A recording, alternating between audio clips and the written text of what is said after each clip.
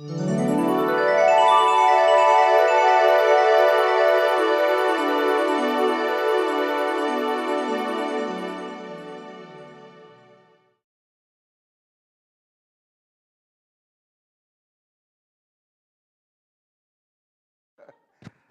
next speaker is Reverend Christina Margo. She's the founder of Love and Light Blessings.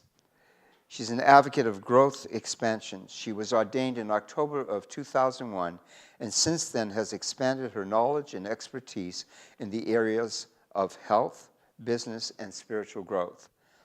Reverend Christina is currently working on delivering a program that assists parents of children with special needs. She has touched many lives spiritually as a spiritual counselor, in her mortgage business, and on a daily basis. Her soul talk is called Mission Accomplished, From Head to Heart. Please put your hands together and welcome Christina Margo.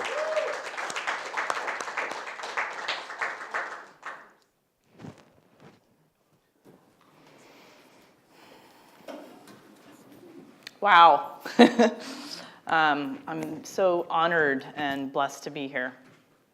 And I truly would love to thank SAC Soul Talks for inviting me in to be able to share a little bit of my story, of my spiritual journey, and where it's taken me to. I'd like to say a special shout out to my lovely friend and beautiful human being, Laura Hansen, my reason for being here. And although he's not here today, he's here in spirit, my husband, Joe, who has always endearingly supported me, even though I've been weird and strange at times, not always understood, but he's always supported me in being me. I love you, Joe. So, who am I? And how did I become a parent of special needs children? And how did I get on that path? And what did it lead me to?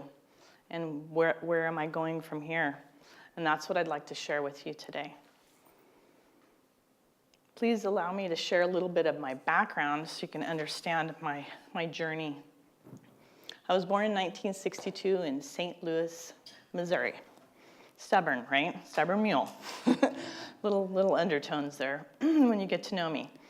But my earliest memory of my spiritual awakening was when I was 5 years old. I was in my bedroom alone, sitting on the side of my bed, and I said out loud with such reverence, "I will break the chain." It was a profound moment for me in time. It felt like time stood still. And remember, I was only 5 years old. But it was profound, and I reveled in this statement that I said out loud. But as a 5-year-old, I really wouldn't understand what it meant until many, many, many years later. In the mornings, when I woke up, I would tell my parents stories. I would tell them stories and events about the world. Well, I don't know if any of you can remember, but we used to get newspapers delivered to our homes, right? Nobody gets newspapers delivered. Where do we get our news, right? On the internet. So later in that morning, my parents would read about the stories that I had told them. And not having the knowledge or the wherewithal kind of freaked them out. So in time, I learned to not tell my stories anymore. And I call it going spiritually underground, because I didn't want to live in an environment of fear. The gift that I had of just knowing things was not okay at that time. Remember, this was back in like 1967. So not okay to speak about those things, especially as a child. There's no way a child would know those things. So I went into my own little world, and I pretended to be like everybody else. So that way I could be safe instead of living in fear. My childhood was pretty interesting. I'd say it incorporated all kinds of things, from mental and physical abuse to abandonment, to poverty and illness. And again, not understanding why I was going through all these things as a child, in my later days, I discovered why. So fast forwarding to today, looking back, I was raised with logic. I was raised in the mind, in the head. Was not allowed to speak by emotion. Was not allowed to share emotion. So the heart was shut down. Once I was able to get out of my environment, things shifted. When I was in my junior high year, entering in the summer into my junior year, I had asked to go live with my dad because previously my mom and dad had divorced when I was 7. So I had been living in an environment that was very dysfunctional for a lot of years because, again, I had gone underground. So I asked permission to go move in with my father, and he granted that to me. And that was the beginning of my journey to awakening. Once I graduated, as a lot of children did back in those days, or should I say adult children, because I was 18 years old, I wanted to get the heck out of the house. Nowadays, we don't find that so much. A lot of the millennials, they're staying until they're 30, and the parents are figuring out how the heck are we going to kick them out, right? Well, not back in those days. Back in those days, the kids were running to get out of the house. Well, what did that do for me? It allowed me to go out and explore, and I started to read. I read all the self-help books and all the alternative healing. I took seminars and programs, and it just got me this thirst for more and more connection. I even took a program called Phoenix, and that program was probably the instrumental, pivotal point that really set me to healing and understanding my true gifts. I started doing things like creating parking spaces. Anybody around here ever do that before? Right? Kind of fun. Low level, but fun, right? Moving cars out of the way when you're in traffic. Another kind of low level thing, but quite fun, right? So I practiced a lot of energy things that didn't get a lot of attention, but gave me the connection that I was looking for, and the understanding and encouragement to keep going along in my path. I started in 2003, prior to 2003, I had written one of those lists. I don't know if you've ever been told in one of those workshops you go to, if you want to create something, you need to write this list, right? Well, I had been through a lot of not so great relationships, and I wanted to create this perfect man, right? This perfect partner. So I wrote the list, and all my friends were like, that's not going to happen. You'll never find that. I'm like, okay, well, then I'll be alone. Well, lo and behold, guess what? It works. I met the man in 2003. And that gentleman had 2 children. Well, when you write your list, note to self, be more specific.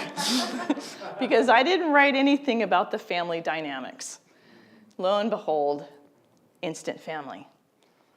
When I met the girls, they were 5 and 7. And as we have probably experienced in the past, that what is on the outside is not always a true reflection of what's on the inside. My husband and I had a very, very deep connection, and it was clear to me that we were meant to be together. What I found out, fast forwarding after 3 years after we had been together, was he came to me one day and said, "Why are you still here?" We had been through a lot of drama and a lot of trauma with his 2 girls. His 2 girls were children of special needs. And he didn't have the tools, and I had some of the tools. I had made a commitment to these girls. I had made a commitment to love them and to guide them in a way that allowed them to have a better road, a better path. Another fast forward, 8 years later, after spending time with the girls, going to psychiatrists, going to counselors, special education, alternative healing, anything that we could afford to help the girls. Nothing was working. Nothing was working. My husband and I both fell at effect of all the drama and the trauma that the girls provided, including multiples of hospitalization for mental health. Needless to say, we were exhausted.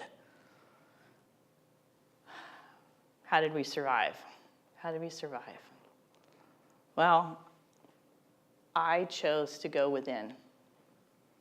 And you ask why? Why did I go within? Because nothing else was working. Nothing that I had learned, my logical mind, my master problem solving, all the teachings, all the programs, nothing was working. So through my journey of going within, I started regaining myself. I started regaining my tools, my knowing. I gained other gifts along the way, and the love came back. The joy came back.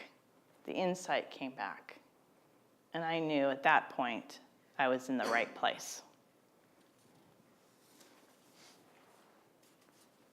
I know that I'm still on my journey, and I'm happy to report that the girls are lovingly out of the home, that we are still connected with the girls, and that we're still guiding them on their path.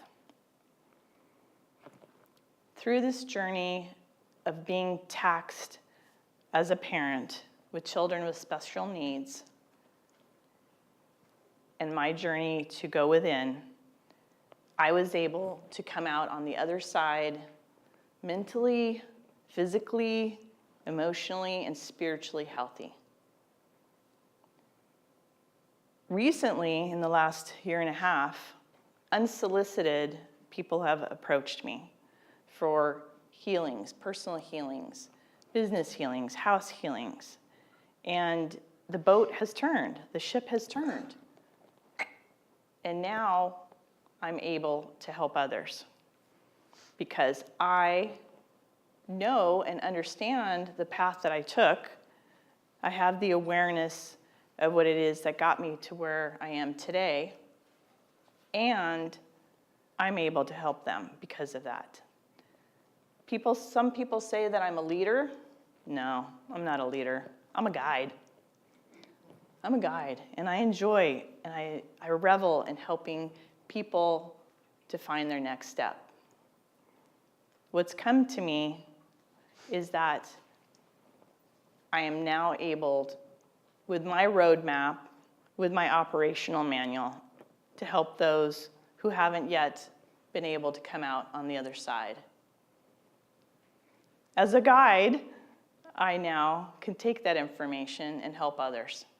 I know that there's a whole lot of people that have traveled before me, and I also know that there's a lot of people that haven't even begun their journey.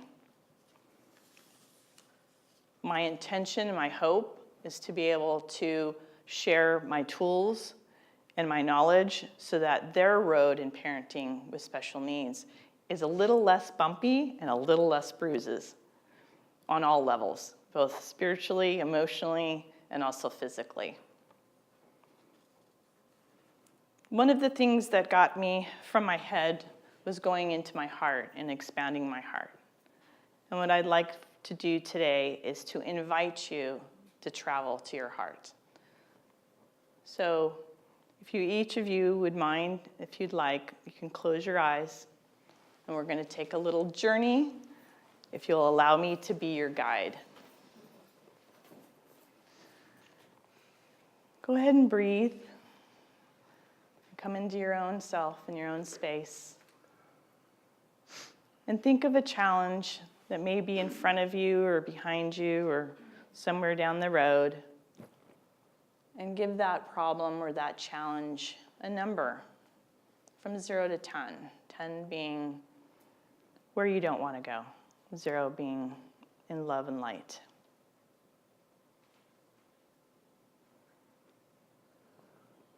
So now, jump into your head, or that mind, or that ego, and take that problem with you, and take an elevator. We're taking on a journey, and we're going to go down to your heart. Take the elevator down, not to the heart chakra, but to the physical heart, and breathe.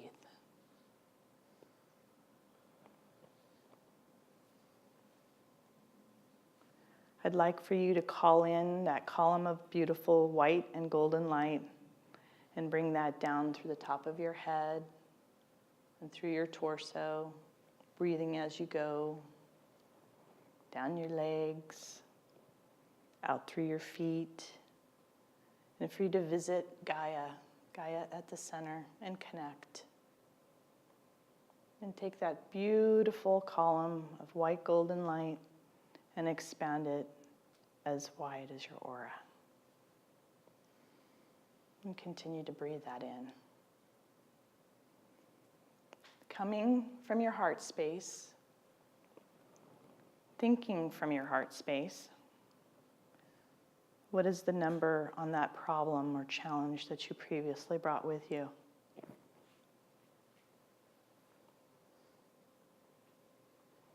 Is the number less? Is it smaller? Is it lighter?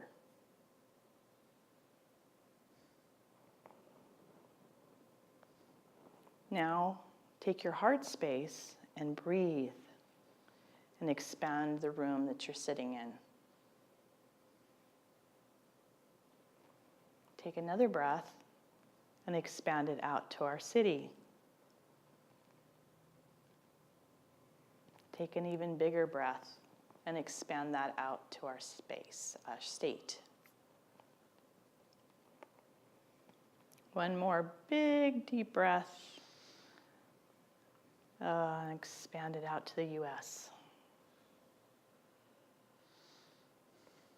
And now the biggest breath of all, and expand it to Mother Earth and Gaia.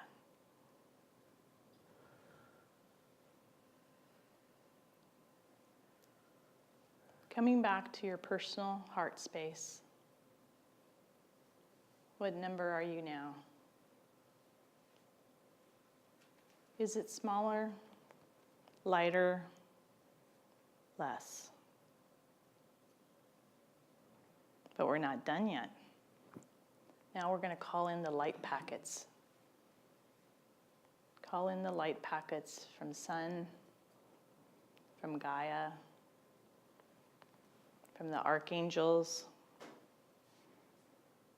from any of your guides that want to assist, and breathe that in every cell and between every cell through your physical being. And send that problem or that challenge that you brought with you down to your heart space, and send it a love and light blessing.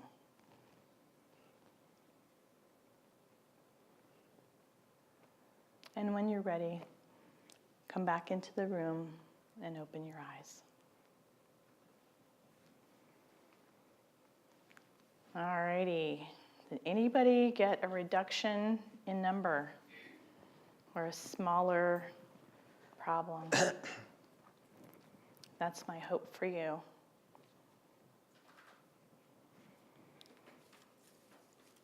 In conclusion, my journey has been one of awakening to the gift that was given me and to all the other ones I've accumulated along the way. I'm very blessed to have been able to help you navigate to your heart today. And I would invite you to visit there more often, to do it daily, to do it many times a day, and to invite others with you to go there. Thank you for allowing me to share my journey of parenting and my gifts. And I hope that each one of you can take a little bit of that with you today. Thank you very much. Love and light blessings.